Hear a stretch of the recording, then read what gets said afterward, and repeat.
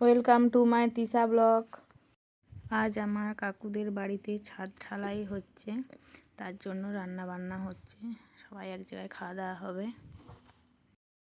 এরপরে কি কি হচ্ছে আপনারা দেখতে থাকুন।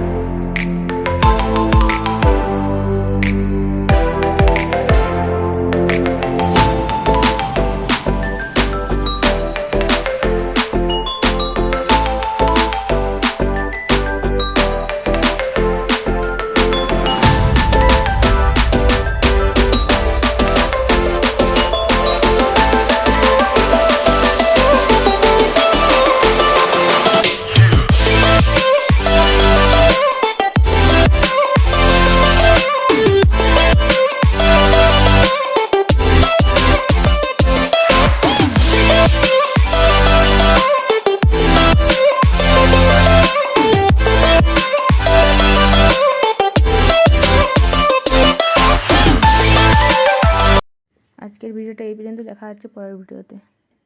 সবাই ভালো থাকবেন, সুস্থ থাকবেন।